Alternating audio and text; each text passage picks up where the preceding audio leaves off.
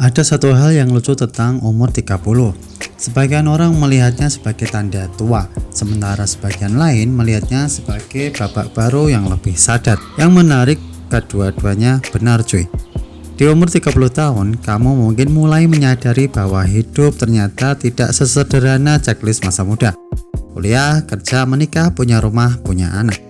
Karena setelah kamu menuntaskan semua hal itu, atau bahkan sebelum memulainya sama sekali, kamu mulai bertanya, oke, terus ini semua buat apa ya? Nah, fase ini bukan akhir dari perjalanan, tapi justru permulaan hidup yang sebenarnya. Karena di usia 30, kamu mulai berpikir lebih jernih tentang arah hidup, makna hubungan, dan terutama bagaimana caranya tidak bangkrut setiap akhir bulan.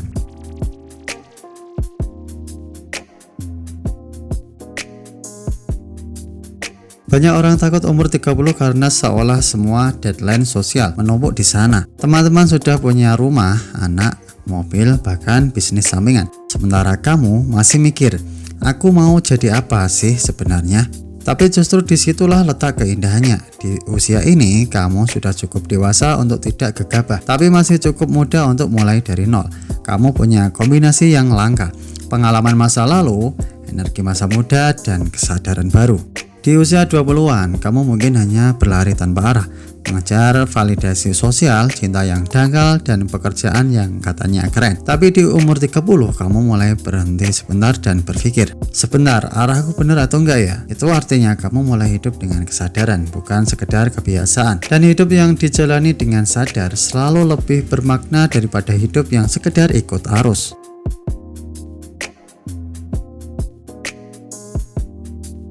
Di usia 30, banyak orang akhirnya sadar bahwa hidup yang dijalani selama ini lebih ke mode bertahan, bukan berkembang. Kamu bekerja keras bukan untuk maju, tapi supaya nggak tertinggal. Kamu menabung bukan karena punya visi, tapi karena takut miskin. Kamu menjalin hubungan bukan karena cinta, tapi karena takut sendiri. Nah, kalau kamu merasa begitu, itu tandanya kamu perlu merancang ulang hidupmu. Mulailah dengan satu pertanyaan sederhana. Kalau uang, waktu, dan penilaian orang lain tidak penting, aku ingin hidup seperti apa? Pertanyaan itu mungkin terdengar idealis, tapi disitulah kuncinya. Karena jawaban itulah yang akan jadi kompas hidup barumu. Kamu tidak harus langsung keluar kerja atau pindah negara, walaupun boleh juga sih kalau kamu siap. Tapi mulailah dengan langkah kecil. Atur ulang tujuan keuanganmu. Evaluasi siapa orang-orang di sekitarmu. Apakah mereka menumbuhkan atau menguras energimu? Mulai lakukan hal yang selama ini kamu tunda karena takut gagal. Karena di umur 30, kamu enggak butuh hidup sempurna. Kamu cuma butuh hidup yang kamu pilih sendiri.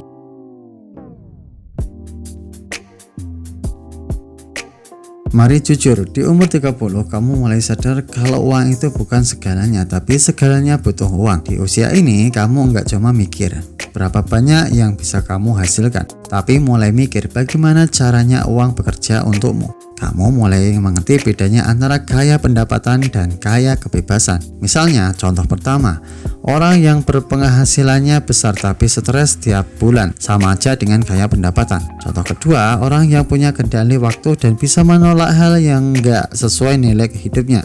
Nah, ini kaya kebebasan. Jadi strategi keuangan di umur 30 bukan lagi soal nabung asal, tapi soal arah. Mulai dari pertama, dana darurat. Sisakan 3-6 bulan pengeluaran tetap. 2. Investasi rutin. Kecil nggak apa-apa asal konsisten. 3. Asuransi. Bukan buat gaya tapi proteksi masa depan. 4. Pemasukan aktif dan pasif. Kerja keras tapi juga kerja cerdas. Yang sering dilupakan orang umur 30 adalah hal ini. Kamu nggak akan pernah bisa kaya kalau semua uangmu cuma lewat di rekening tanpa punya tujuan. Maka mulai hari ini, setiap kali kamu dapat gaji, jangan tanya mau beli apa, tapi tanya uang ini mau aku arahkan kemana.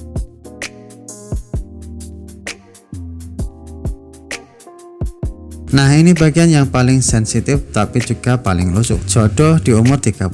Kalau di umur 20 kamu masih pilih pasangan karena dia lucu, seru, dan bikin deg-degan, Maka di umur 30 kamu mulai pilih pasangan karena dia stabil, bisa diajak ngobrol dalam dan enggak drama tiap minggu. Perubahan ini bukan berarti kamu kehilangan romantisme, justru kamu mulai mengerti bahwa cinta bukan sekedar chemistry, tapi juga kompatibilitas arah hidup. Kamu mulai sadar cinta saja nggak cukup, karena setelah euforia hilang, yang tersisa adalah apakah kalian bisa tumbuh bareng? Apakah kalian saling mendukung, bukan saling membatasi? Apakah kamu bisa jadi diri sendiri tanpa harus jadi versi yang disukai dia? Kalau kamu masih jomblo di umur 30, tenang, kamu bukan gagal. Kamu cuma sedang memfilter dengan lebih cerdas. Kamu nggak lagi cari orang yang bikin jatuh cinta, tapi orang yang bikin kamu mau bangun kehidupan. Dan kalau kamu sudah punya pasangan tapi merasa hubunganmu stagnan, umur 30 juga saat yang tepat untuk ngobrol ulang arah. Tanyakan apakah kita masih menuju ke tempat yang sama. Kalau iya, perkuat fondasinya. Kalau tidak, mungkin sudah waktunya memilih ulang jalan masing-masing tanpa drama, tanpa saling menyalahkan.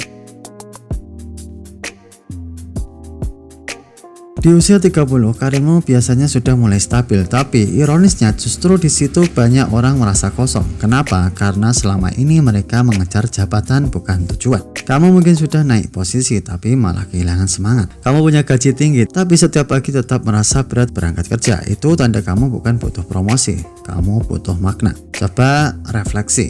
Apa pekerjaan ini masih sejalan dengan nilai hidupmu? Apakah kamu masih belajar atau hanya bertahan? Kalau kamu mati besok, apakah kamu akan bangga dengan apa yang kamu lakukan hari ini? Pertanyaan itu mungkin menakutkan, tapi juga membebaskan. Karena hidup bukan tentang jadi sukses seperti orang lain, tapi bermakna menurut definisimu sendiri. Dan kalau kamu merasa belum punya karir mapan di umur 30, jangan panik.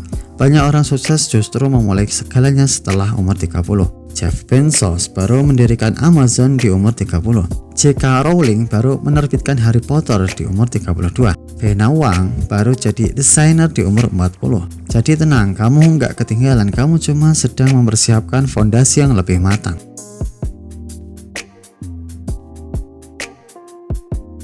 Di umur 30, metabolisme tubuh mulai berubah. Dulu makan Indomie tengah malam plus es kopi masih oke. Sekarang bangun tidur langsung asam lambung nyanyi. Artinya kamu nggak bisa lagi memperlakukan tubuh seperti dulu. Mulai sekarang tubuhmu bukan sekedar kendaraan, tapi investasi jangka panjang. Coba ubah cara pandang. Olahraga bukan buat kurus, tapi buat kuat. Tidur cukup bukan tanda malas, tapi tanda menghargai diri sendiri. Makan sehat bukan demi tren, tapi demi umur panjang yang produktif. Karena percayalah, di umur 30-an, sehat bukan cuma soal fisik, tapi juga mental. Kamu mulai butuh keseimbangan antara kerja, istirahat, dan refleksi. Kamu mulai sadar bahagia itu bukan datang dari pencapaian, tapi dari keseimbangan. Di usia 20-an, kamu mungkin punya banyak teman nongkrong. Di usia 30, jumlahnya menurun drastis dan itu wajar. Karena semakin kamu dewasa, kamu mulai sadar siapa yang benar-benar teman dan siapa yang cuma teman saat senang. Kamu nggak butuh banyak orang, kamu cuma butuh beberapa yang tulus. Pertemanan di umur 30 bukan lagi soal sering ketemu, tapi bisa saling tumbuh bareng. Teman yang baik di usia ini bukan yang sering ngajak party, tapi yang mengingatkan kamu untuk tidak menyerah, menjaga integritas, dan tetap jadi diri sendiri. Banyak orang di umur 30 mulai merasa kosong, padahal secara materi hidupnya terlihat baik-baik saja. Itu karena mereka sudah punya semua hal yang katanya penting, tapi belum punya makna yang benar-benar dalam.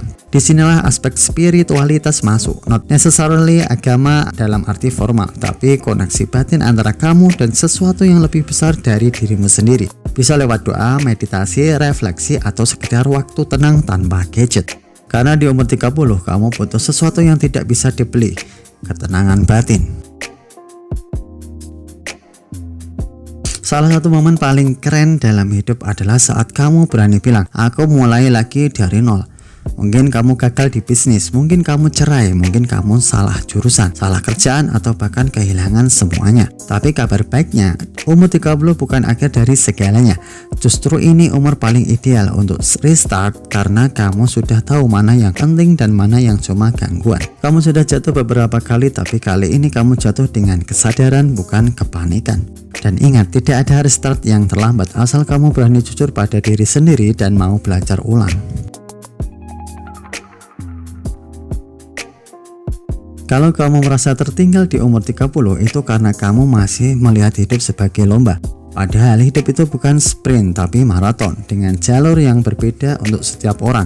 Ada yang nikah di umur 25, cerai di 29, lalu bahagia di 35. Ada yang miskin di umur 30, kaya di umur 45. Ada juga yang baru tahu passionnya di umur 50 dan tetap jadi legenda. Jadi tenang, kalau kamu baru mulai segalanya di umur 30, baik itu karir, cinta, bisnis, atau hidup baru, kamu tidak terlambat.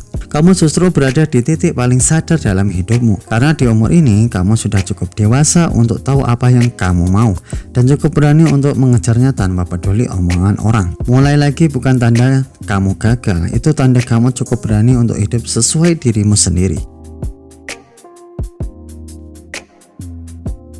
Jadi kalau kamu membaca ini sambil merasa hidupmu belum nyampe kemana-mana, ingatlah satu hal.